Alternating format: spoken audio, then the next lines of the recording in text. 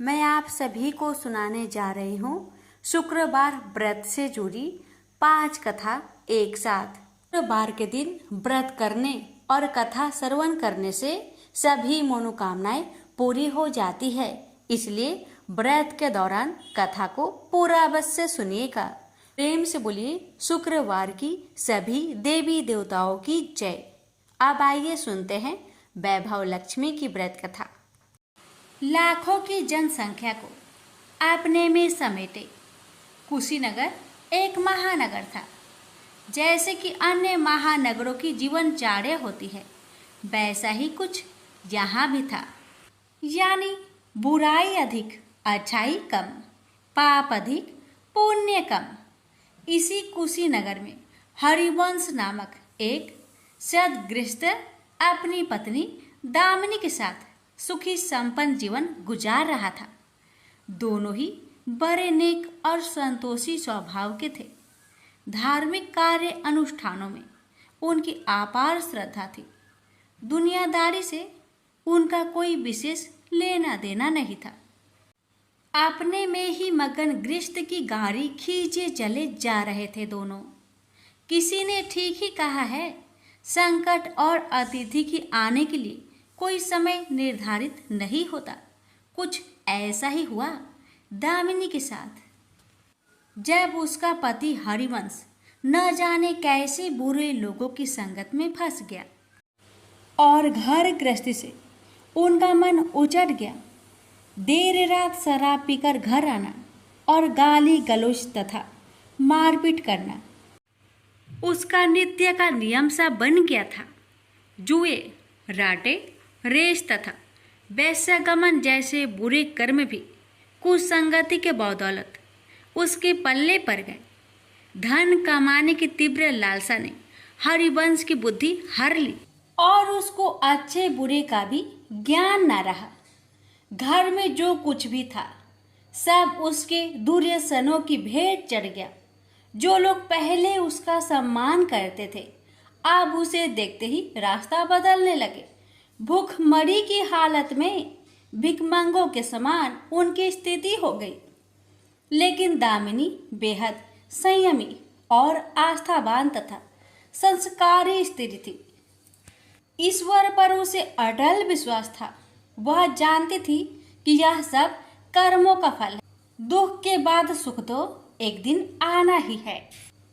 अचानक एक दिन दोपहर के समय द्वार पे हुई दस्तक की आवाज सुनकर दामिनी की तंद्रा भंग हुई। अतिथि सत्कार के भय मात्र से उसकी अंतर आत्मा कांप उठी, क्योंकि घर में अन्न का एक दाना भी नहीं था जो अतिथि की सेवा में अर्पित किया जा सकता। फिर भी संस्कारों की ऐसी प्रबलता थी कि उसका मन अतिथि सत्कार को उद्धत हो उठा। उसने उठकर द्वार खोला, देखा सामने एक दिव्य पुरुष खड़ा था।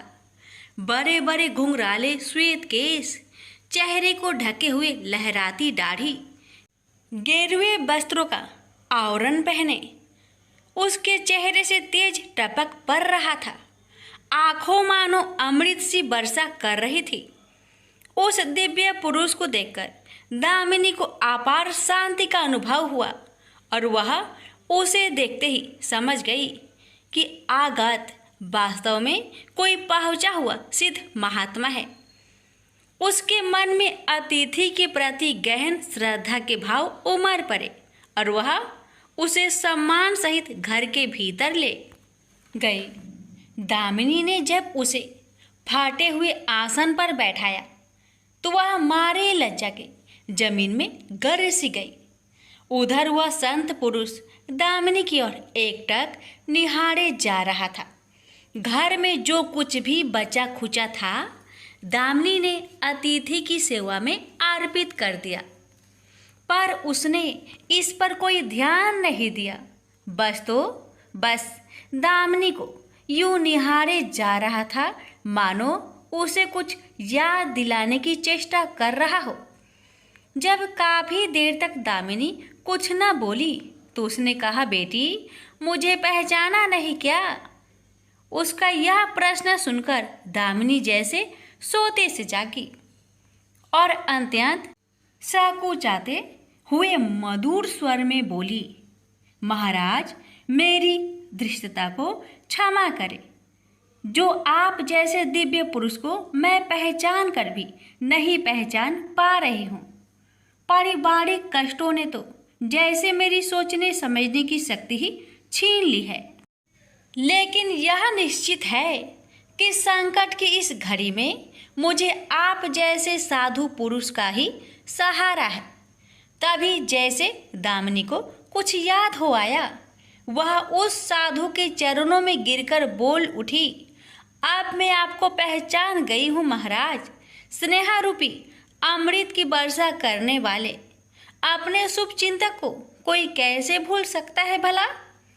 वास्तव में वह साधु मंदिर की राह के मध्य में बनी अपनी कुटिया के बाहर बट वृक्ष के नीचे बैठ साधना किया करता था और मंदिर आने जाने वाले सभी श्रद्धालु से प्रणाम करके स्वयं को कृतार्थ अनुभव करते थे। दामिनी भी उन्हीं में से एक थी। जब पिछले काफी दिनों से उसने उसे मंदिर की ओर आते जाते नहीं देखा तो उसकी कुशल क्षेम जानने के लिए पूछताछ करते हुए उसके घर की ओर आ निकला था। दामिनी अभी अपनी सोचों में ही डूबी हुई थी कि साधु महाराज ने मौन भंग किया।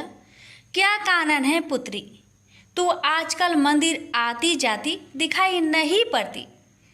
तुझे जो भी कष्ट है मुझे बता, शायद मैं तेरी कुछ सहायता कर सकूं।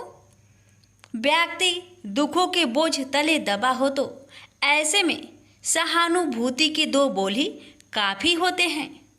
दामिनी भी खुद पर संयम नहीं रख पाई और बिलख कर रोने लगी। तभी वह साधु वात्सल्यपूर्ण स्वर में बोला, मन छोटा करने से समस्या हल नहीं होगी। सुख दुख तो एक गाड़ी की दो पहियों के समान है, इनका आना जाना तो जिंदगी भर लगा ही रहता है। अपना दुख किसी को बता देने से मन हल्का हो जाता है। कुछ देर चुप रहने के बाद दामिनी ने बोलना शुरू किया, महाराज, सर्व सुखों से भरपूर था मेरा घर। कन कन में खुशियों का नित्य होता था। पति भी नेक और ईमानदार थे। सदा जीवन उच्च विचार की आधारशिला पर टिकी थी। हमारी गृहस्थी रुपए पैसे की भी कोई कमी नहीं थी। सुबह शाम घर में ईश्वर वंदना होती थी। लेकिन अचानक न जाने किसकी नज़र लग गई, हमारा भाग्य हमसे रूठ गया। मेरे पति कुछ संगति में फंसकर अपना सब कुछ गवा बैठे। अब तो ऐसा लगता है जैसे साया भी साथ छोड़कर जाने को तैयार बैठा है। भिखारियों से भी बदतर स्थिति हो गई है हमारी। दामिनी की करुण व्यथा सुनकर साधु का हृदय हाहाकार कर उठा। वह द्रवित स्वर में बोल उठा, बेटी, कर्म का लिखा तो भोगना ही पड़ता है। तुम्हारे कष्टों का भी कर्मों से नाता है। लेकिन तुम चिंता ना करो, सब कुछ पहले जैसा हो जाएगा। दुख के बाद ही सुख आता है। दुख सहे बिना सुख की सच्ची अनुभूति हो ही नहीं सकती। तुम माँ लक्ष्मी के प्रति श्रद्धा जारी रखो। सबका उद्धार करने वाली प्रेम का छलकता सागर है माँ लक्ष्मी। अपने भक्तों पर सदैव उनकी कृपा दृष्टि रहती है। तुम संपूर्ण आस्था के साथ माँ वैभव लक्ष्मी का व्रत करना शुरू करो। तुम्हारी साधना अवश्य रंग लाएगी। दामिनी एक संस्कारी स्त्री थी। धर्म कर्म में उसकी अगाध आस्था थी। माँ वैभव लक्ष्मी के व्रत की बात सुनकर उसका चेहरा दमक उठा। बोली, महाराज, यदि इस व्रत को करने से मेरे परिवार पर आई विपदा टल सकती है तो मैं इसे जरूर करूँगी। आप मुझे बताएं कि इस व्रत को कब और कैसे किया जाता है। साधु महाराज दामिनी की भक्ति भावना देखकर प्रसन्न होकर बोले, बेटी, सारे जगत का कल्याण करने वाली माँ वैभव लक्ष्मी के व्रत की विधि में जन कल्याण तुम्हें बता रहा हूँ। प्रत्येक शुक्रवार को यह व्रत किया जाता है।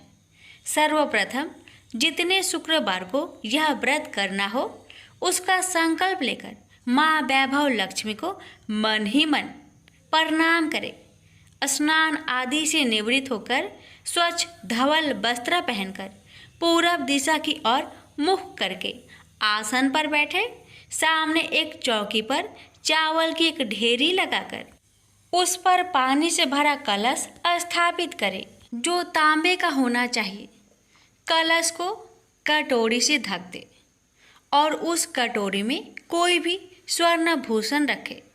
सोना ना हो तो चांदी का आभूषण रखे, वह भी पास ना हो तो रुपए का सिक्का भी काम दे सकता है।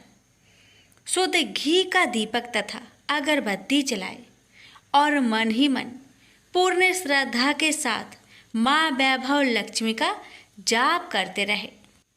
श्री यंत्र माँ लक्ष्मी का प्रिय यंत्र है, उसे सत सत नमन करें। श्री यंत्र उपलब्ध ना हो तो पुस्तक में दिए उसके स्वरूप से काम चल जाएगा। साथ ही माँ वैभव लक्ष्मी के सभी स्वरूप को नमस्कार करें। इनकी सभी छवियाँ पुस्तक में दी गई होगी। कटोरी में रखे गहने या रुपए पर हल्दी, कुमकुम तथा आछत अर्पित करें। कोई भी मिष्टान प्रसाद के रूप में रखे संभव ना हो पाए तो गुड़ या शक्कर से भी काम चल सकता है। फिर श्रद्धापूर्वक माँ की आरती करके 14 बार प्रेम सहित बोले, जय माँ वैभव लक्ष्मी। माँ वैभव लक्ष्मी मेरी मनोकामना पूरी करे, ऐसा संकल्प लेकर सच्चे मन से माँ से विनती करे।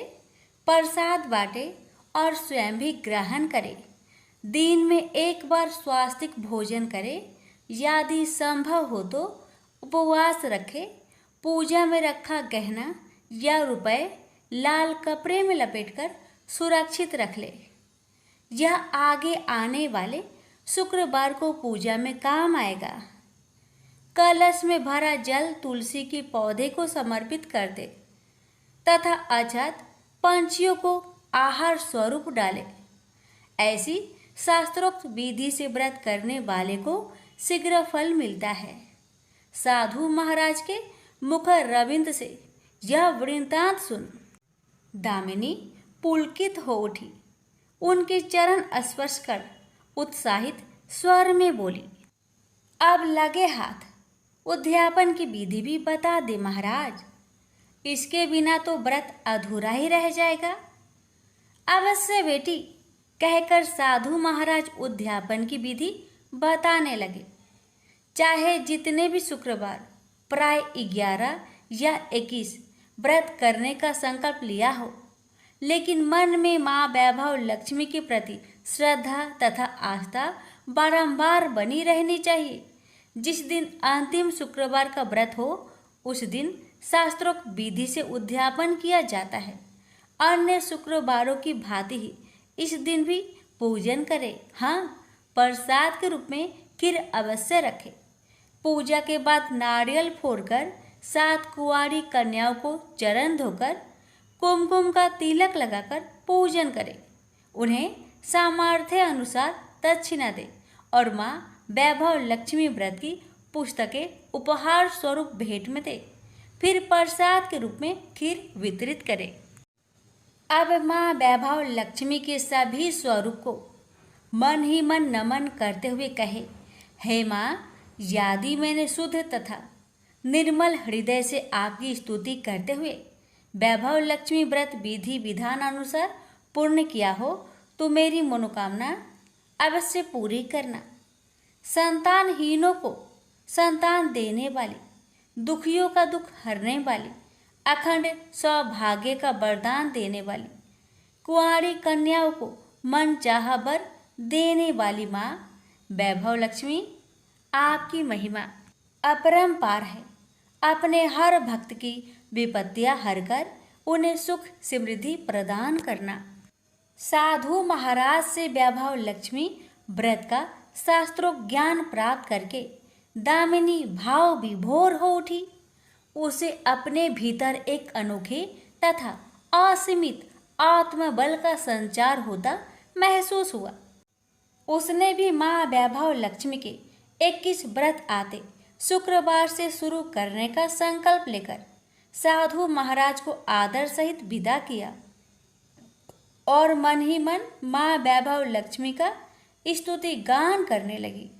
2 दिन बाद ही शुक्रवार आ गया। उससे पहली रात दुखों की मारी दामिनी ठीक से सो भी न सकी। माँ वैभव लक्ष्मी के व्रत करने से उसकी समस्याओं का अंत हो जाएगा, यह सोचकर वह मुंह अंधेरी उठ बैठी और स्नान आदि कर स्वच्छ वस्त्र धारण किए। आसन पर पूर्व दिशा की ओर मुंह करके दामिनी ने अपने सम्मुख रखी चौकी पर चावल की छोटी सी ढेरी बनाकर उस पर तांबे का कलश रखा। लेकिन जब स्वर्ण भूषण रखने की बात आई तो धर्म संकट में पड़ गई। सारे गहने पति ने दुर्योधनों की भेंट चढ़ चुके थे। विवाहित स्त्री थी तो मंगलसूत्र भी उतार कर नहीं रख सकती थी और कोई गहना था नहीं। तभी उसे उन नन्ही पायलों का स्मरण हो आया जो उसने अपनी आने वाली संतान के लिए बनवाकर रख छोड़ी थी और पति की निगाहों से उन्हें बचाकर रखा था। उसने झटपट वह पायलें निकाली और गंगा जल से धोकर उन्हें शुद्ध करके कलश पर रखी कटोरी में डाल दिया। डिब्बे की तली में से बची खुची शक्कर निकालकर उसे प्रसाद के रूप में रखा और विधि अनुसार व्रत किया। सर्वप्रथम उसने अपने पति को प्रसाद दिया। आने वाला पूरा सप्ताह बड़े ही हंसी खुशी से बीता। बात बात पर झल्ला उठने वाला उसका पति अपेक्षाकृत शांत तथा संयत रहा। कोई मारपीट तथा कलेश घर में नहीं हुआ।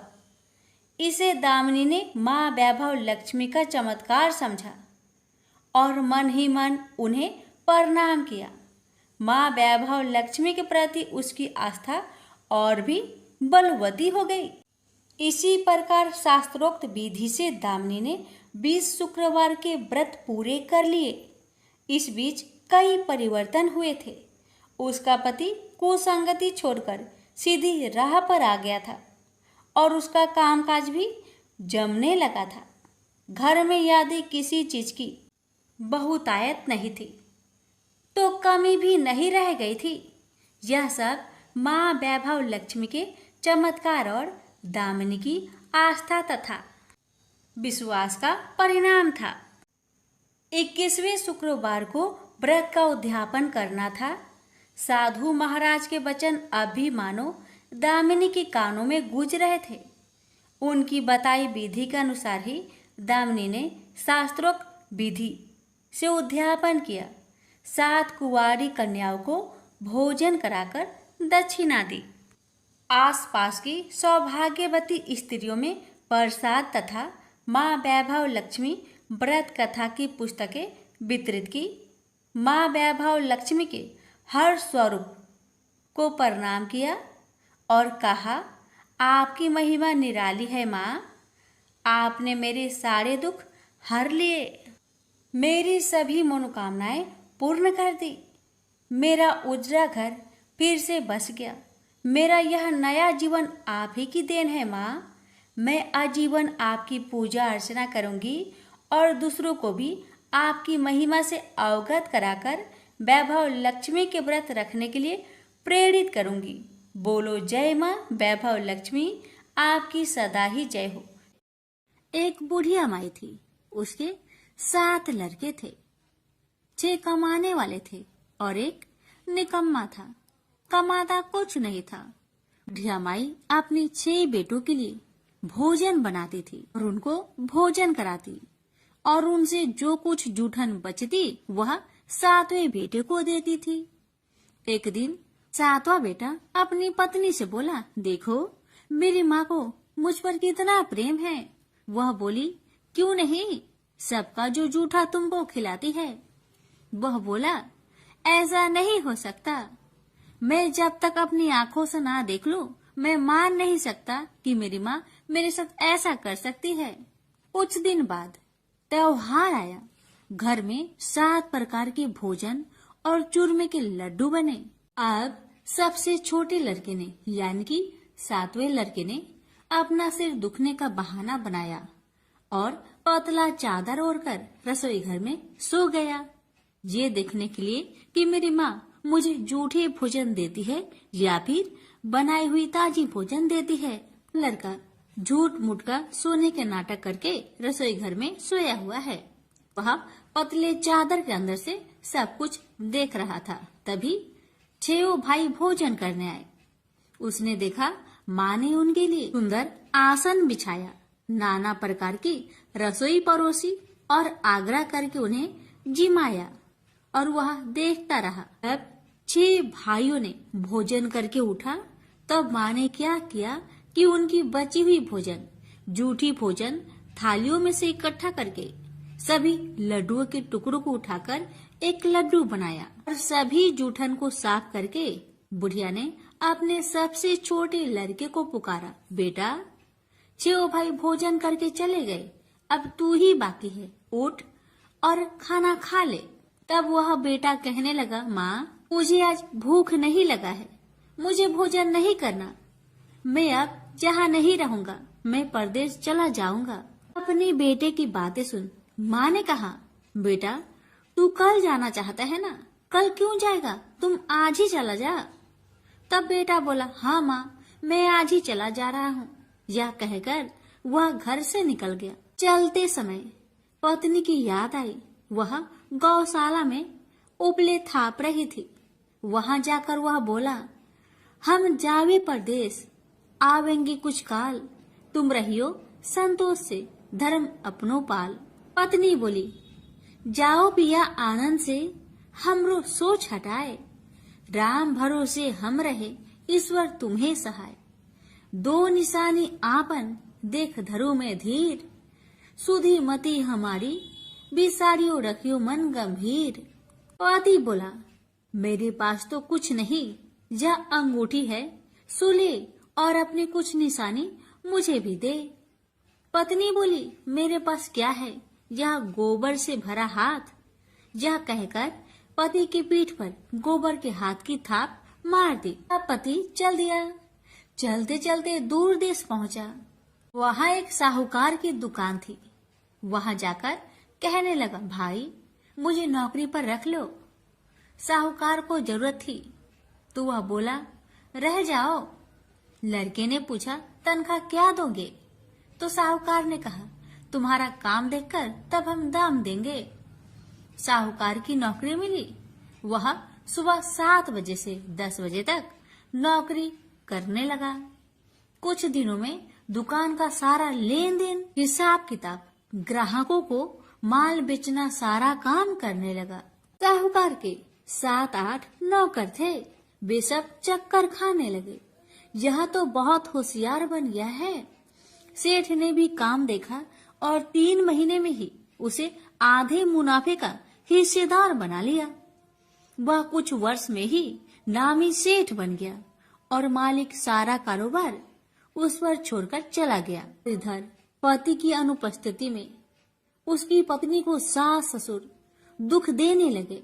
सारी गृहस्थी का काम करा के उसे लकड़ी लेने जंगल में भेजते हैं।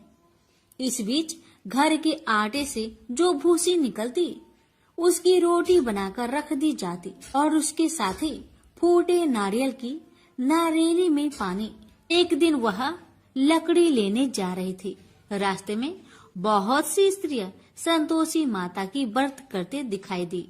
वह लड़की खड़ी होकर कथा सुनने लगी और पूछा, बहनों तुम किस देवता की व्रत करती हो और उसके करने से क्या फल मिलता है?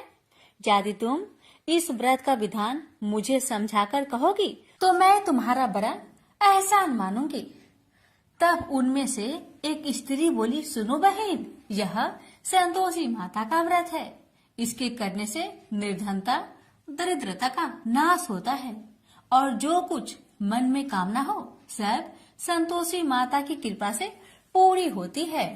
तब उसने उससे व्रत की विधि पूछी।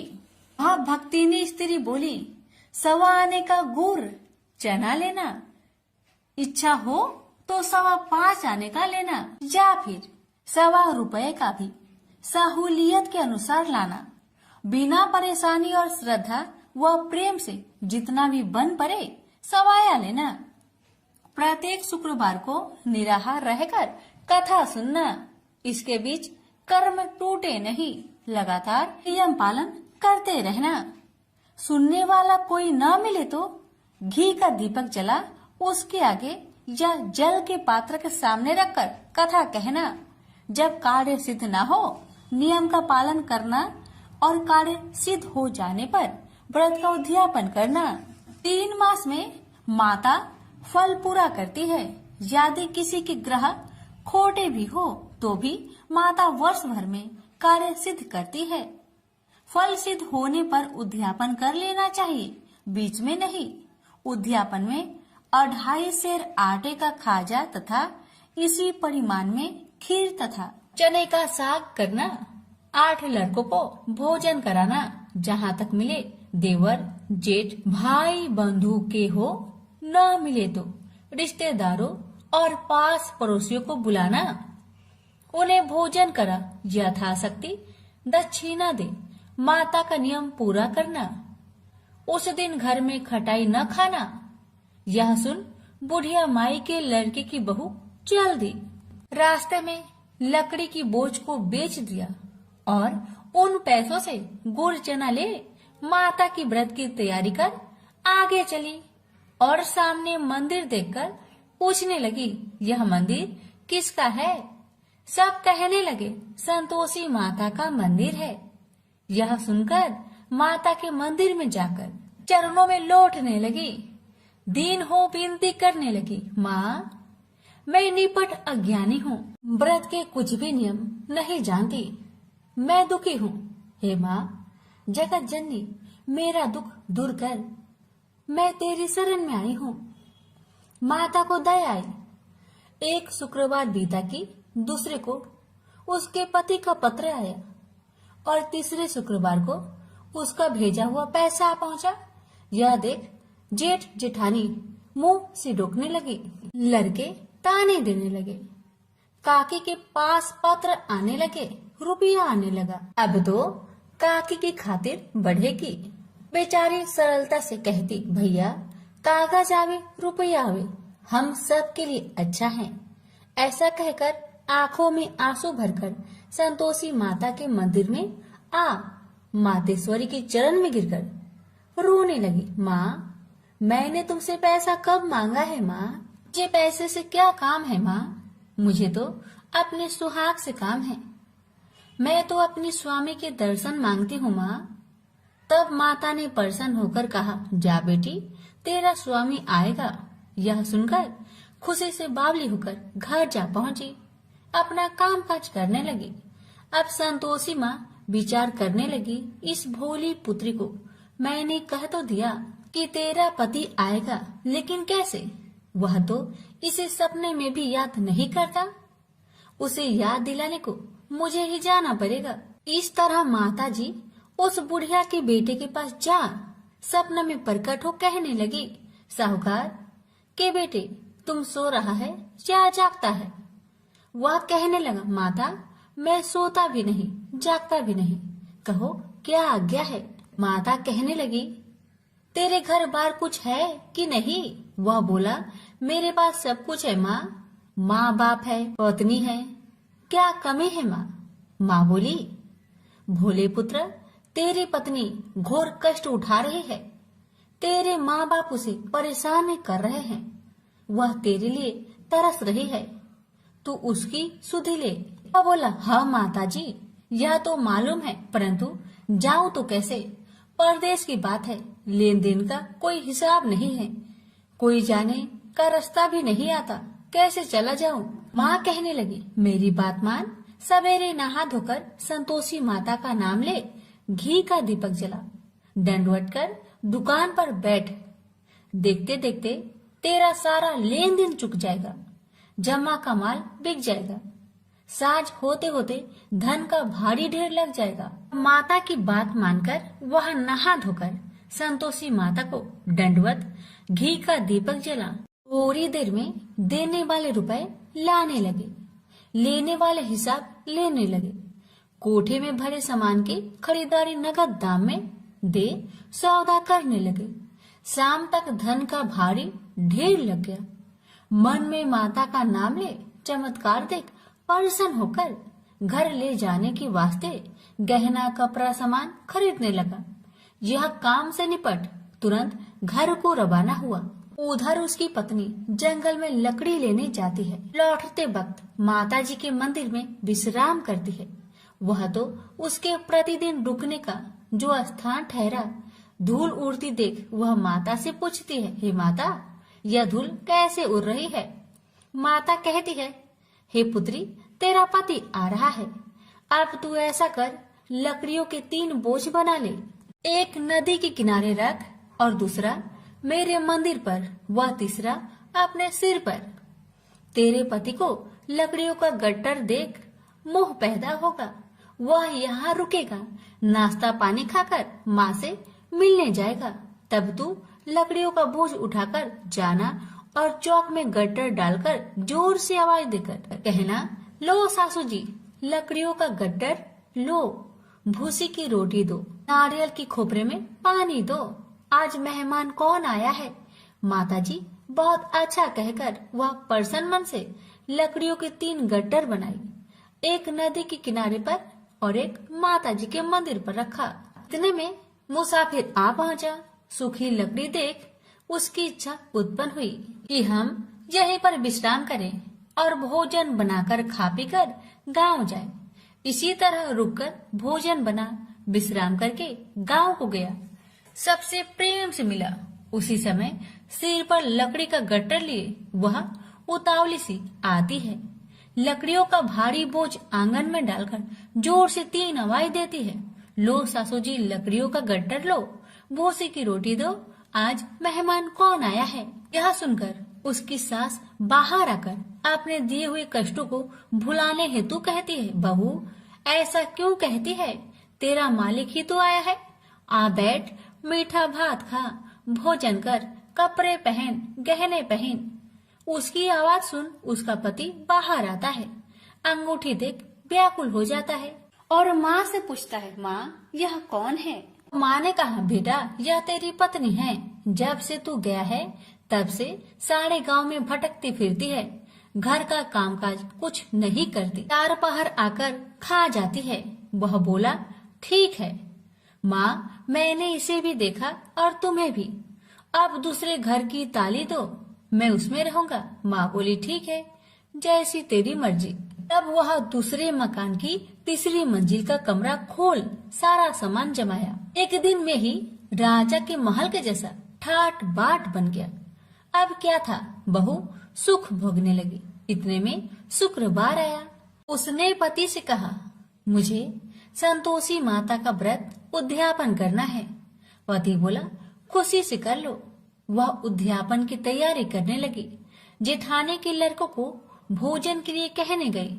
उन्होंने मंजूर किया, परंतु पीछे से जेठानी ने अपने बच्चों को सिखाया, देखो भोजन के समय खटाई मांगना, जिससे उसका उद्यापन पूरा ना हो। अब तो बच्चे जिमने आए, खीर खाना पेट भर के खाए, परंतु बाद में खाते ही कहने लगे, हमें खटाई दो, खीर खाना हमको नहीं भाता, देखकर आरुचि होती है। वह कहने लगी, भाई खटाई किसी को नहीं दी जाएगी, यह माँ संतोषी का प्रसाद है। लड़के उठ खड़े हुए, बोले, पैसे लाओ। भोली बहू कुछ जानती नहीं थी, वह उन बालकों को पैसे दे दिए। लड़के उसी समय हट करके इमली खटाई ले खाने लगे। यह देखकर बहू पर माताजी ने कोप किया। राजा के दूत उसके पति को पकड़कर ले गए। जेठ जेठानी मन माने वचन कहने लगे, लूट लूट कर धन इकट्ठा कर लाया है, अब सब मालूम पड़ जाएगा जब जेल की मार खाएगा। बहू से यह सहन नहीं हुआ। रोती हुई बहू माता जी के मंदिर गई। कहने लगी, हे माता, तुमने क्या किया? हंसाकर अब भक्तों को रुलाने लगी। माता बोली, बेटी, तूने उद्यापन करके मेरा व्रत भंग किया है। वह कहने लगी, माता, मैंने कुछ अपराध किया है क्या? मैंने तो भूल से लड़कों को पैसे दे दिए थे, मुझे क्षमा करो, मैं फिर तुम्हारा उद्यापन करूंगी। माँ बोली, अब भूल मत करना। अब कहती है, अब भूल नहीं होगी। अब बतलाओ वो कैसे आएंगे? माँ बोली, जा पुत्री, तेरा पति तुझे रास्ते में आता मिलेगा। वह निकली, राह में पति आता मिला। वही पूछी, कहाँ गए थे? वह कहने लगा, इतना धन जो जमाया है उसका टैक्स राजा ने मांगा था, वह भर नहीं गया था। वह परेशान हो बोली, भला हुआ, अब घर को चलो। कुछ दिन बाद फिर शुक्रवार आया। फिर वह बोली, मुझे माता का उद्यापन करना है। पति ने कहा, करो। पत्नी फिर जेठ के लड़कों को भोजन को कहने गई। ठानी ने एक दो बातें सुनाई। सब लड़कों को सिखाने लगी, तुम सब लोग पहले ही खटाई मांगना। लड़के भोजन से पहले कहने लगे, हमें खीर नहीं खाना, हमारा जी बिगड़ता है, कुछ खटाई खाने को दो। वह बोली, खटाई किसी को नहीं मिलेगा, आना हो तो आओ। वह ब्राह्मण के लड़के को लाकर भोजन कराने लगी। यथाशक्ति दक्षिणा की जगह एक एक फल उन्हें दिया। संतोषी माता प्रसन्न हुई। माता की कृपा होते ही 9वें मास में उसके चंद्रमा के समान सुंदर पुत्र प्राप्त हुआ।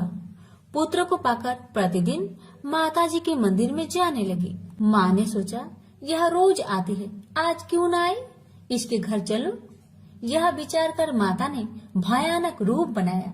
गुड़ चने से सना मुख, ऊपर सूर्य के समान होठ, उस पर मक्खियां भीन भीन कर रही थी।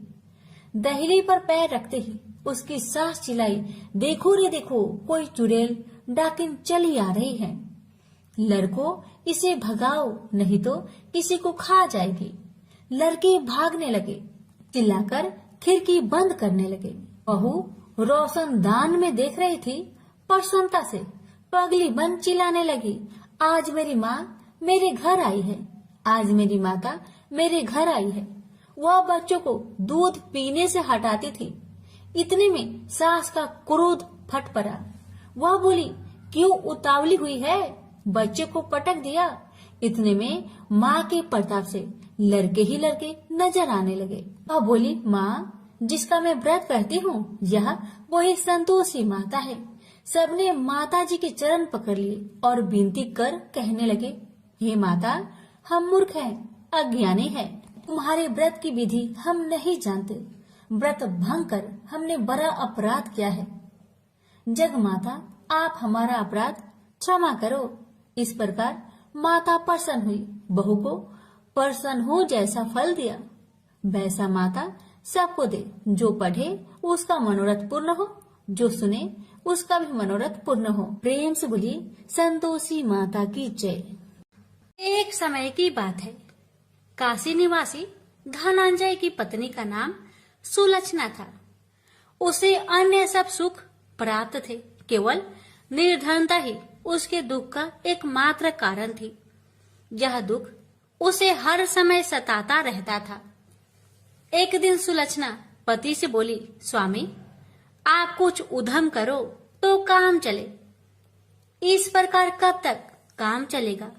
सुलक्षणा की बात धनंजय के मन में बैठ गई और वह उसी दिन विश्वनाथ शंकर जी को प्रसन्न करने के लिए बैठ गया और कहने लगा, हे देवाधिदेव विश्वेश्वर, मुझे पूजा पाठ कुछ नहीं आता है, केवल आपके भरोसे बैठा हूँ।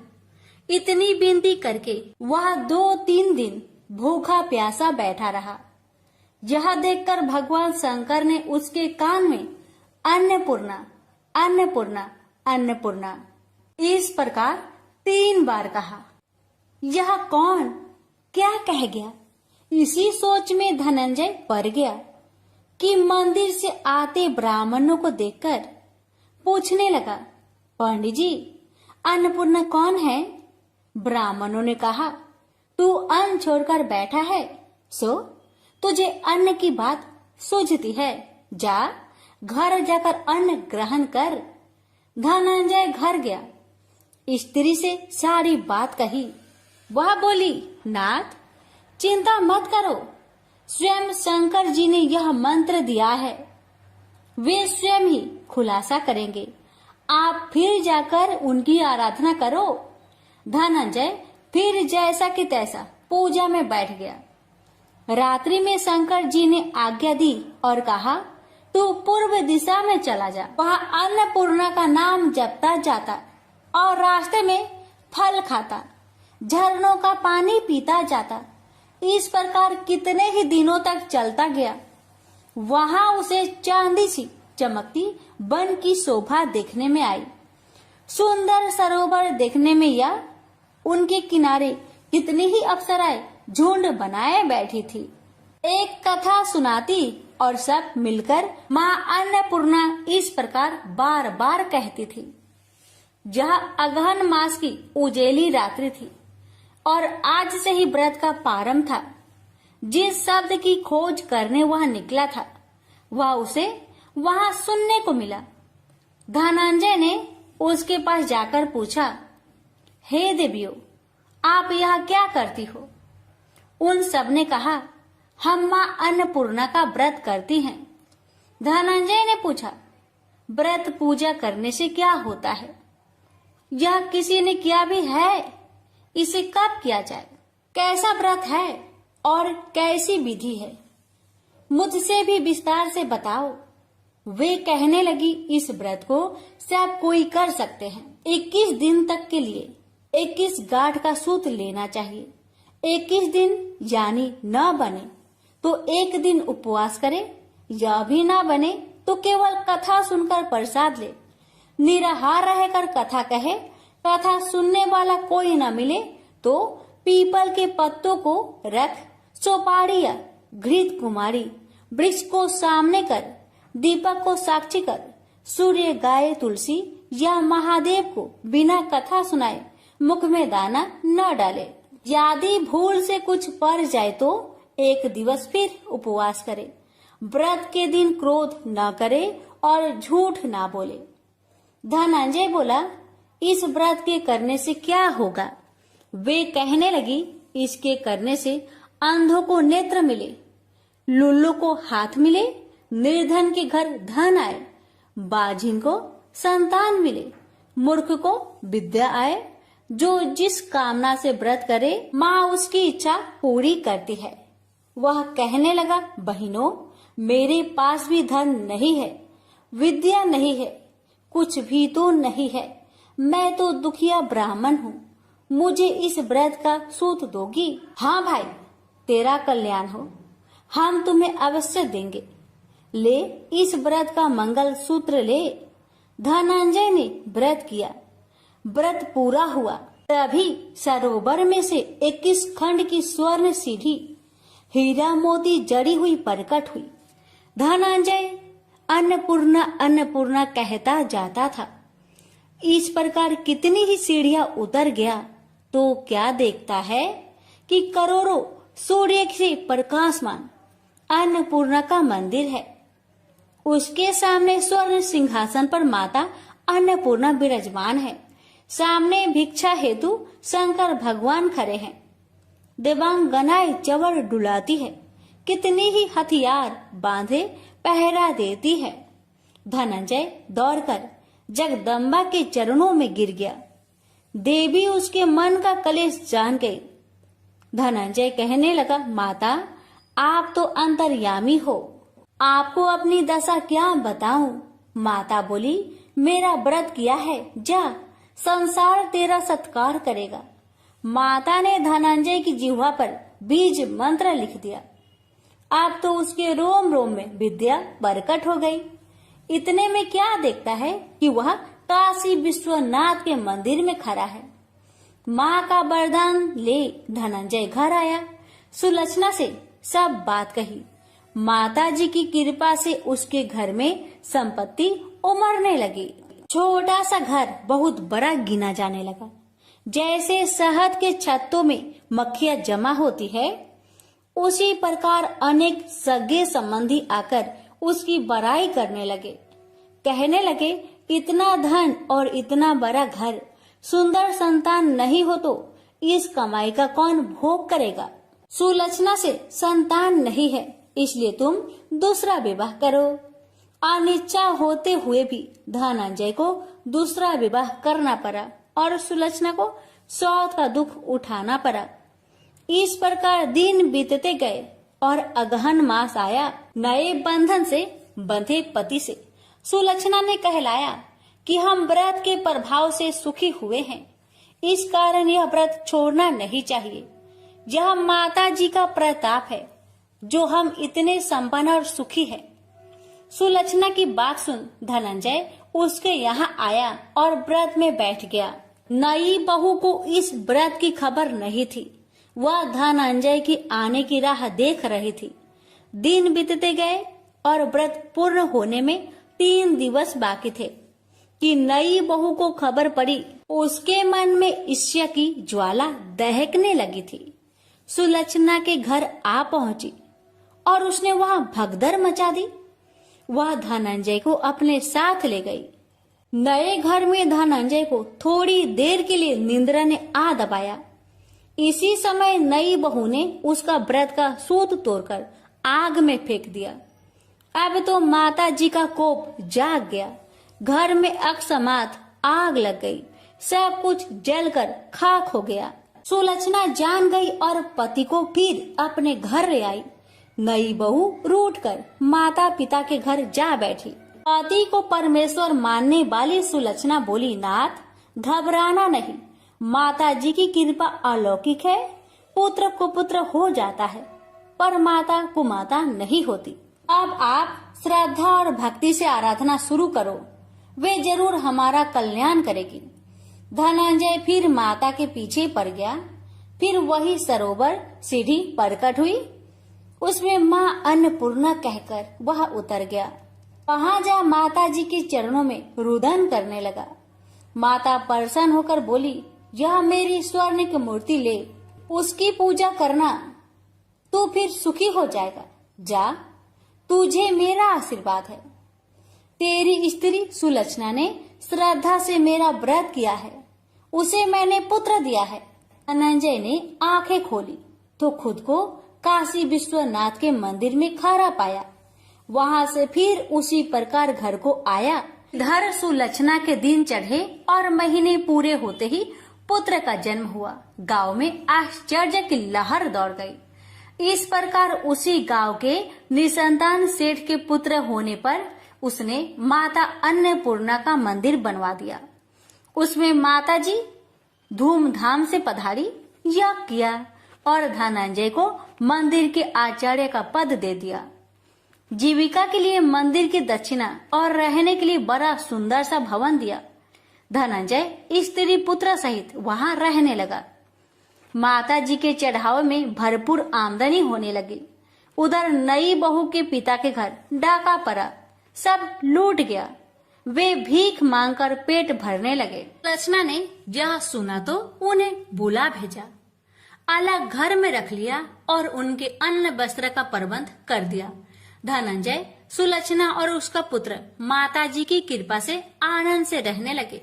माता जी ने जैसे इनके भंडार भरे वैसे सबके भंडार भरे। हे माता, अगर आपकी कथा कहने में हमसे कोई गलती हुई हो उसे क्षमा करना और अपने सभी भक्तों की सभी मनोकामना को पूर्ण करना।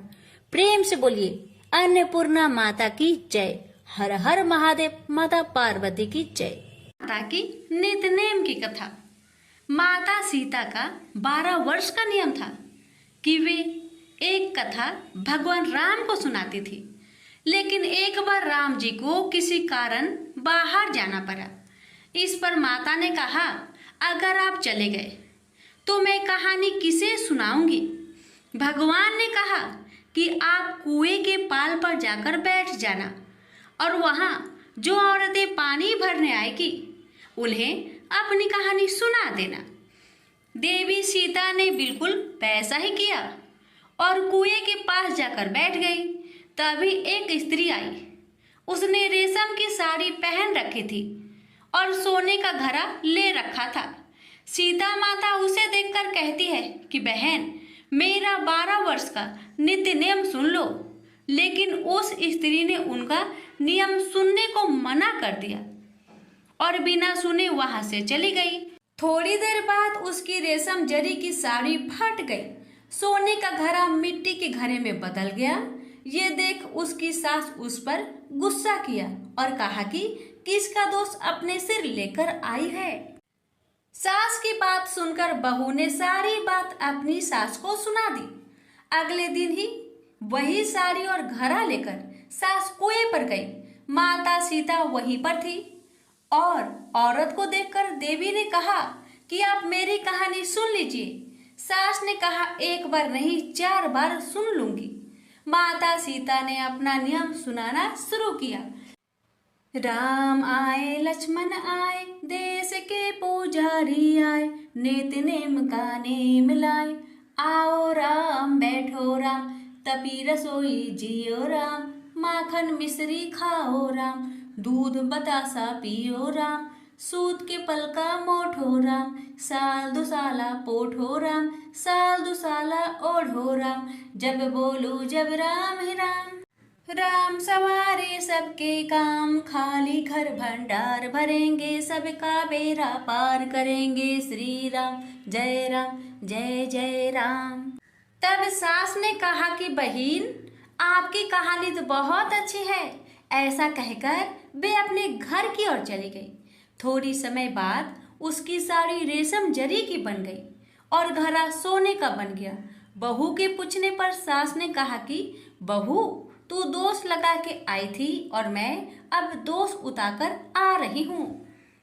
सास ने कहा, वे कोई साधारण स्त्री नहीं है, बल्कि सीता माता थी। वे पुराने से नया कर देती है, खाली घर में भंडार भर देती है। वह लक्ष्मी जी का वास घर में कर देती है। आदमी की जो भी इच्छा हो उसे पूरा कर देती है। बहू के कहने पर सास ने वही कहानी उसे भी सुना दी और ऐसे ही पूरे मोहल्ले में नित्य नेम की कथा चल पड़ी। प्रेम से बोलिए सिया रामचंद्र की जय। राम लक्ष्मण जी की कहानी। राम लक्ष्मण की कहानी भगवान श्री राम, लक्ष्मण और सीता जी पिता दशरथ जी की आज्ञा से वनवास जाने लगे। रास्ते में सभी तीर्थ गंगा, जमुना, गोमती नदियों में पितृ तर्पण कर वन में कंदमूल फल फूल खाते हुए वन में अपना समय व्यतीत करने लगे। एकम के दिन लक्ष्मण जी ने राम जी की आज्ञा से फल मूल लाकर माँ सीता को दिए। तब माँ सीता ने 4 पत्तल परोसी। तब लक्ष्मण ने पूछा, भाभी माँ, हम 3 हैं, फिर 4 में क्यों परोसा? तब माँ सीता बोली, 1 पत्तल गौ माता की है। राम जी, लक्ष्मण जी गौ माता को पत्तल परोसती। तब राम जी ने पूछा, सीता जी, आपने खाना शुरू क्यों नहीं किया? तब सीता माँ बोली, मेरे तो राम कथा सुनने का नियम है। राम कथा सुनने के बाद ही मैं फल ग्रहण करूंगी। तब राम जी बोले, मुझे कथा सुना दो। लक्ष्मण जी बोले, मुझे सुना दो। तब माँ सीता बोली, औरत की बात औरत सुने। आप मेरे पति हो, आप मेरे देवर हो, आपसे कैसे कहूँ? तब लक्ष्मण जी ने सोचा, इस जंगल में कौन औरत मिलेगी। तब लक्ष्मण जी ने अपनी माया से एक नगरी का निर्माण किया। उस नगरी में सब सुख सुविधाएं से युक्त थी। उस नगरी में सब चीजें सोने की थी, इसलिए नगरी का नाम सोन नगरी रखा। सभी नगर निवासियों को घमंड हो गया। उस नगरी में कोई गरीब नहीं था। जब सीता जी कुएं पर पानी लेने गई और पानी हारिनों से राम राम किया तो कोई नहीं बोली। थोड़ी देर में एक छोटी कन्या आई। सीता जी उससे राम राम बोली और कहा कि बाई राम कथा सुनेगी। तब वह बोली, मेरे तो घर पर काम है। सीता जी ने कहा, मेरे पति राम और देवर लक्ष्मण भूखे हैं। तब लड़की बोली, मेरी माँ मेरा इंतजार कर रही है। वह लड़की वहां से जाने लगी। तब माँ सीता के क्रोध से सारी नगरी साधारण सी हो गई। जब लड़की घर गई तो माँ बोली, बाई ये क्या हुआ? तब लड़की बोली, मेरे को तो नहीं पता है। वहां पर एक साध्वी बैठी थी, मुझे राम कथा सुनने के लिए बोली, पर मैं तो कथा नहीं सुनी। यदि उसने कुछ किया हो तो पता नहीं। तब उसकी माँ ने उसको वापस जाकर कथा सुनने को कहा। लड़की ने वापस जाकर कथा सुनने से मना कर दिया। तब उसकी बहू बोली, आपकी आज्ञा हो तो मैं कहानी सुनकर आती हूँ। जब बहू कुएं पर गई तो पानी भरे और खाली करे। तब सीता जी ने कहा, आपके घर पर कुछ काम नहीं है क्या? तब वह बोली, माता जी मैं तो सारा काम करके आई हूँ। तब माँ सीता बोली, तू मुझे माँ कहकर बुलाई, यदि तुझे समय हो तो मेरी राम कहानी सुन लोगी? तब वह बोली, माता जी कहानी सुनाओ, मैं प्रेम से कहानी सुनूंगी। चंदन चौकी मोतिया हार, राम कथा माहड़े हिड़बिड़ो आधार। राम कथा सुनाऊं, राम ने मनाऊं, राम कहे तो परदेश में जाऊं। सीता जी ने कहा, हे भाई तूने मेरी मृत्यु लोक में मदद करी, भगवान तेरी स्वर्ग लोक में रक्षा करेंगे। सीता जी ने राम कथा सुनाई। बाई ने कथा सुनी। आओ राम बैठो राम, जल भर झाड़ी लाई राम। केलाड़ी दातून लाई राम, ठंडा जल भर लाई राम। संपाडो पदरावो राम, जकलैया टोपी ललाई राम। करा किलंगी लाई राम, स्वर्ण सिंहासन लाई राम। तापर आप बिराजो राम, झालड़ टिकारा लाई राम। शंख ध्वनि गरनाऊ राम, हिडिबे हीरा शोभे राम। निरखता मन मोहे राम, चरण शरण में आई राम। शरण आपरी ले लइयो राम, माखन मिश्री लाई राम। माखन मिश्री आरोगो राम, दूध भर कटोरी लाई राम। मेवा चिरंजी परोसू राम, खाती मीठी चाखा राम। चरखो फरखो आरोगो राम, रूच रूच भोग लगाऊं राम। जो भावे सो ले लो राम, जल भर झाड़ी लाई राम। अभी आचमन कर लो राम, रे श्याम गमछा लायो राम। हाथ मुँह पोछ लियो राम, पुष्पासु सेज बिछाऊ राम। अंतरिया छिड़काऊ राम, हिगलू डोलिया डलाऊ राम। सीता जी चरण दबावे राम, सुख भर सेज पोढ़ो राम। हजार पंखा ढोलू राम, थामे राम महा में राम। रोम रोम में राम ही राम, घट घट माया विराजो राम। मुख में तुलसी बोलो राम, खाली मिजाज काई काम। जब बोलो जब राम ही राम, बोलो पंछी राम राम। पूर्ण होवे मंगल काम। राम कथा पूर्ण हुई तो सीता जी ने कहा, हे भाई तूने मेरी राम कथा सुनी, मेरी सहायता की। राम जी लक्ष्मण को जिमाया है, भगवान तेरी भी रक्षा करेंगे, तुझे स्वर्ग का सुख मिलेगा। सीता माता ने उपहार स्वरूप अपने गले का हार दे दिया। जब वह घर गई तो उसके मटका सब सोने के हो गए। सासू जी ने कहा, ये सब तू कहाँ से लाई? मैं माँ सीता से राम कथा सुनी, ये इसी का फल है। सासू जी ने कहा, प्रतिदिन राम कथा सुनाना। बाई को राम कथा सुनते हुए बहुत दिन हो गए। अब उसने माँ सीता से पूछा, इसका उद्यापन विधि बतलाओ। तब सीता जी ने कहा, 7 लड्डू लाना, 1 नारियल लाना, उसके 7 भाग करना। 1 भाग मंदिर में चढ़ाना, जिससे मंदिर बनावे जितना फल होता है।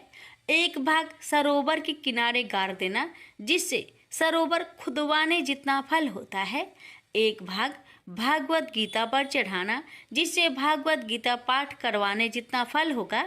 1 भाग तुलसी पर चढ़ाना, जिससे तुलसी विवाह जितना फल होगा। 1 भाग कवाड़ी कन्या को देवे, जिससे कन्या विवाह जितना फल होगा। एक भाग सूरज भगवान को चढ़ाना, जिससे 33 करोड़ देवी देवता को भोग लगाने जितना फल होगा। अब उसने विधि पूर्वक उद्यापन कर दिया। माता सीता के पास आई। माता, मैंने तो विधि पूर्वक उद्यापन कर दिया, अब 7 दिन बाद बैकुंठ से विमान आएगा। गांव के सारे लोग एकत्र हो गए और पूछने लगे कि बाई, तूने ऐसा कौन सा धर्म पुण्य किया? गीता, भगवत गीता के पाठ किए, हमें भी बताओ। तब बाई ने कहा, मैंने तो माता सीता से प्रतिदिन राम कथा सुनी और नियम से उद्यापन किया। तब समस्त ग्रामीण राम कथा सुनने की जिद करने लगे। तब बाई राम कथा कहने लगी और सब नर नारी सुनने लगे। राम कथा संपूर्ण होते ही समस्त नगरी सोने की हो गई। बाई ने कहा, जो कोई राम कथा सुनेगा उसको मेरे समान ही फल मिलेगा। सब राम लक्ष्मण की जय जयकार करने लगे और विमान स्वर्ग में चला गया। 7 स्वर्ग के दरवाजे खुल गए। पहले द्वार पर नाग देवता, समस्त देवी देवता पुष्प वर्षा करने लगे। देवताओं ने पूछा कि तूने क्या पुण्य किया? तब उसने कहा, मैंने राम लक्ष्मण जानकी की कहानी सुनी।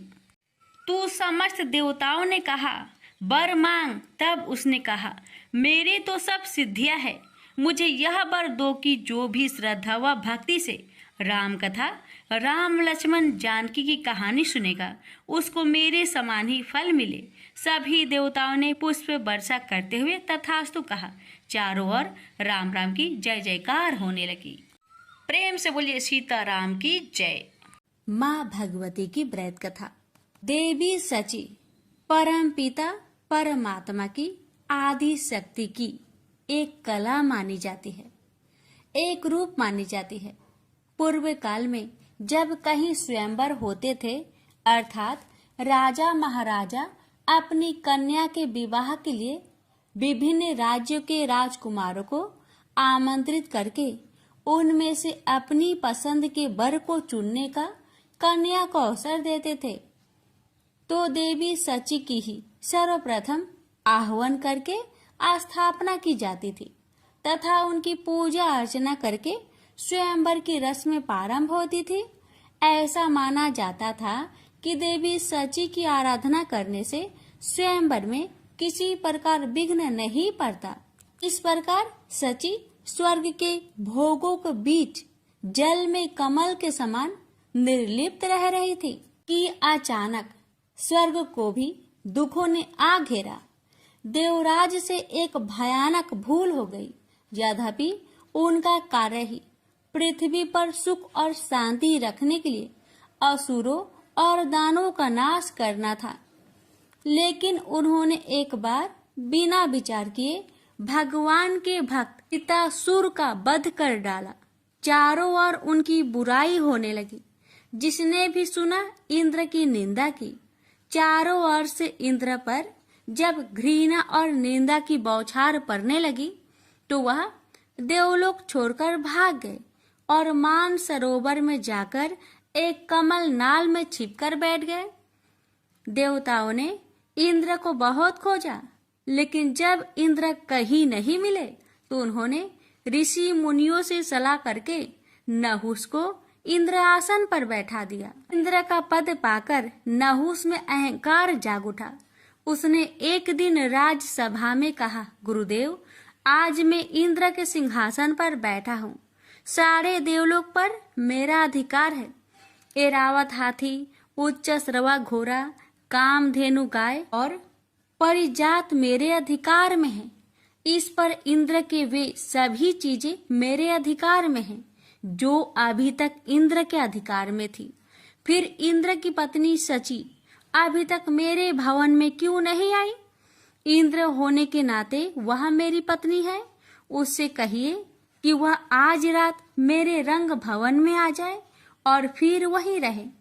नहुस का संदेश लेकर गुरु बृहस्पति जब इंद्र की पत्नी सची के पास पहुंचे तो सची परेशान हो उठी। वह बोली, गुरुदेव, मैं पतिव्रता स्त्री हूँ। अपने पति के अतिरिक्त मैंने आज तक किसी परम पुरुष की ओर आंख उठाकर भी नहीं देखा। मैं नहुस की इस आज्ञा का पालन कैसे कर सकती हूँ? बृहस्पति बोले, इंद्राणी, इस संकट से यदि तुम्हें कोई उबार सकता है तो वह केवल माँ भगवती दुर्गा ही है। तुम उन्हीं की आराधना करो, वही तुम्हारी सहायता करेगी। सची बोली, ठीक है गुरुदेव, जाकर नहुस से कह दीजिए कि मैं आजकल देवी की आराधना कर रही हूँ। जब मेरी आराधना समाप्त हो जाएगी मैं स्वयं नहुस को अपने भवन में बुला लूंगी। बृहस्पति सची का संदेश लेकर नहुस के पास चले गए तो सची ने देवी की आराधना करनी आरंभ कर दी। उनकी आराधना से प्रसन्न होकर देवी ने प्रकट होकर कहा, मैं तुम्हारी हालत को अच्छी तरह जानती हूँ सची, बोलो मैं तुम्हारी क्या सहायता करूँ? सची बोली, माँ भगवती, न जाने मेरे पति कहाँ चले गए हैं। सारे देवता उन्हें खोज खोज कर थक गए हैं। मैं उनसे मिलना चाहती हूँ। भगवती दुर्गा बोली, मैं जानती हूँ कि इंद्र इस समय कहाँ है। तुम मान सरोवर पर चली जाओ, वहाँ मेरी एक मूर्ति रखी है। उस मूर्ति को लोग विश्वकामा देवी के नाम से पुकारते हैं। इंद्र आजकल नियमित रूप से उसी मूर्ति की पूजा करते हैं। वह तुम्हें वही मिल जाएंगे। सची बोली, जग जननी, नहुस को इंद्र का पद पाकर इतना अहंकार हो गया है कि वह देवलोक की प्रत्येक वस्तु की तरह मुझ पर भी अपना अधिकार समझने लगा है। उसने कहा है कि मैं उसके भवन में जाकर उसकी पत्नी के रूप में रहूं। भगवती दुर्गा बोली, नहुस से बचने का उपाय तुम्हें बता देती हूँ। तुम कल नहुस के पास संदेश भेज देना कि किसी ऐसी सवारी से मेरे भवन में पधारे, इसे ऋषि ढोकर लाए। देवी की कृपा से उसी दिन मान सरोवर पर सची की इंद्र के साथ भेंट हो गई और दूसरे दिन उन्होंने एक दासी से कहकर वह संदेश नहुस के पास भिजवा दिया जो देवी ने बताया था। दासी वह संदेश लेकर नहुस की राजसभा में पहुंची और बोली, महाराज, नहुस की जय हो। मैं देवराज इंद्र की पत्नी सची की दासी हूँ। उन्होंने मेरे द्वारा आपके लिए एक संदेश भेजा है। उन्होंने कहा है कि आज रात अपने भवन में वो आपका स्वागत करना चाहती है। नहुस बोला, ओ, यह तो बड़ी प्रसन्नता की बात है। हम रात को सची के भवन में पहुंच जाएंगे। दासी बोली, अवश्य पधारिए महाराज, लेकिन आप देवी के भवन में किसी ऐसी दिव्य सवारी में बैठकर जाए जिसे ऋषि ढो रहे हों। दासी के जाने के बाद नहुस ने सभी ऋषि मुनियों को बुलाकर कहा, आप सब लोग मेरी बात ध्यान से सुनिए। मैं आजकल इंद्र लोक ही क्या, समूचे विश्व का स्वामी हूँ। जिस तरह इंद्र का राज्य और समस्त चल अचल संपत्ति का स्वामी मैं हूँ, उसी तरह पहले इंद्र की पत्नी सची ने भी मुझे अपना पति स्वीकार कर लिया है। ऋषि बोले, यह आप क्या कह रहे हैं महाराज? विश्वास नहीं होता। सची जैसी साध्वी स्त्री ऐसा कैसे कर सकती है? नहुस बोला, आपको विश्वास करना ही पड़ेगा, क्योंकि अभी अभी एक दासी ने मुझे आकर बताया है कि पिछले इंद्र की पत्नी सची ने मुझे पति के रूप में स्वीकार कर लिया है। ऋषि बोले, यह आप क्या कह रहे हैं महाराज? विश्वास नहीं होता। सची जैसी साध्वी स्त्री ऐसा कैसे कर सकती है? नहुस बोला, आपको विश्वास करना ही पड़ेगा, क्योंकि अभी अभी एक दासी ने मुझे आकर बताया कि पिछले इंद्र की पत्नी सची ने मुझे पति के रूप में स्वीकार कर लिया है और कहा है कि मैं ऐसी दिव्य सवारी में सवार होकर सची के भवन में पहुंचूं जिसे ऋषि ढो रहे हों। ऋषि बोले, ऐसी भला कौन सी सवारी है जिसे ऋषि ढोते हैं? हमने तो आज तक ऐसी सवारी नहीं देखी। नहुस बोला, ऐसी सवारी पालकी होती है। आप लोग उसे कहारों के स्थान पर अपने कंधों पर ढोकर ले चलेंगे। मैं इंद्र हूँ। आपको मेरी इस छोटी सी आज्ञा का पालन हर हालत में करना होगा। नहुस की इस आज्ञा को सुनकर ऋषियों को बहुत बुरा लगा। जी चाहा कि नहुस को श्राप दे दे, लेकिन अचानक उनके मन में माँ भगवती ने एक नई भावना जगा दी। उन सभी ने सोचा कि नहुस के सर्वनाश के दिन निकट आ गए हैं, इसलिए उन्हें शांत रहना चाहिए। नहुस ने बड़ी बेचैनी से शाम की प्रतीक्षा की। शाम होते ही उसने ऋषि मुनियों को बुला लिया और एक खुली हुई पालकी में जा बैठा। ऋषियों ने पालकी के दोनों ओर निकले डंडे उसके कंधों पर रख लिए और सची के भवन की ओर चल दिए। ऋषियों ने कभी कंधों पर बोझ ढोया न था, अतः पालकी के डंडों और बोझ के कारण 4 कदम चलते ही उनके कंधे में दर्द होने लगा था, इसलिए उन्हें कदम बढ़ाने में तकलीफ होने लगी। नहुस तो उतावला हो रहा था। उसने पालकी को शीघ्रता के साथ ले जाने के लिए कहा। बेचारे वृद्ध ऋषि जैसे तैसे पालकी को और तेज ले जाने लगे, परंतु नहुस को अभी संतोष नहीं हुआ। ने कोरों से ऋषियों को पीटना प्रारंभ किया। अगस्त्य ऋषि को इससे अत्यंत क्रोध उत्पन्न हुआ और उन्होंने नहुस को भला बुरा कहते हुए श्राप दे दिया। दुष्ट, तू अजगर बनकर पृथ्वी पर गिर जा और लंबे समय तक अपने दुष्कर्मों का फल भोग। और ऐसा ही हुआ। नहुस अपने पापों के प्रतिफल के रूप में अजगर की योनि में पृथ्वी पर सैकड़ों वर्ष तक पड़ा रहा। भगवती दुर्गा की कृपा से देवराज इंद्र पुनः प्रकट हो गए और देवी सची के साथ स्वर्ग के सिंहासन पर बैठकर आनंद पूर्वक रहने लगे। प्रेम से बोलिए भगवती माता की जय।